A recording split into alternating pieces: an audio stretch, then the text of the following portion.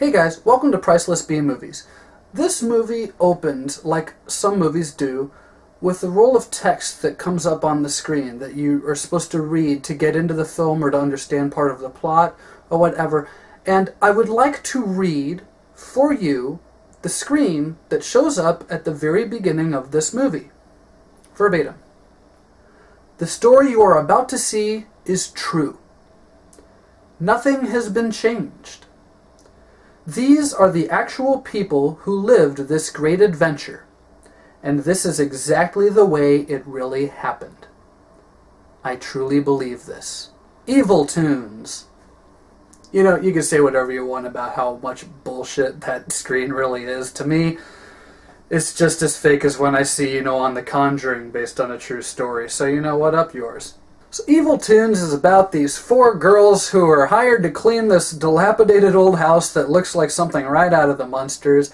And on the first night that they are there, not cleaning the place, they find this dusty old book in the basement. You see where this is going, I know you do. It doesn't take too long for one of them to open this book, read it aloud just like people do in these movies, and now we got this demon possessing one of the girls and trying to attack the others. You've seen this kind of thing 100,000 times, but I guarantee you've never seen it done quite like this. Well, Colin, that's the oldest cliche in the book. How can you possibly say that we've never seen it done like this? We've seen it done every way we can. No, you know what? You haven't, because the demon in this is a cartoon devil dog. I don't really know how else to describe it. It is an animated devil dog. It is something straight out of Tex Avery.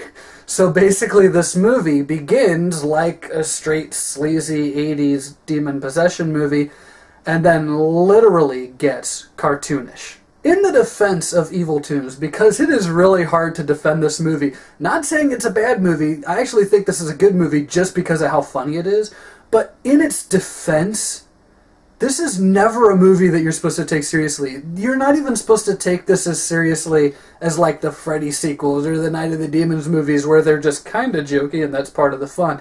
This is a comedy. This is not a horror movie. Kind of like The Granny that I reviewed about a month back.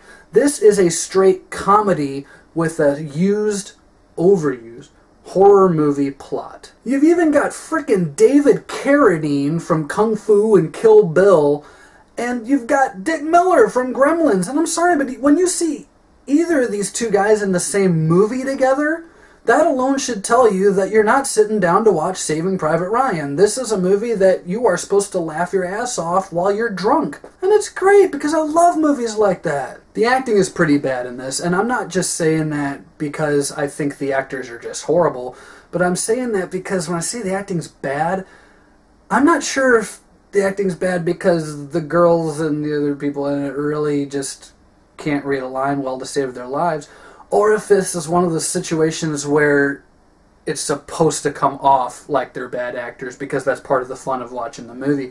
I'll leave that open to your guys' interpretation. When I watched it, I really got the idea that a lot of the bad acting in it was bad on purpose.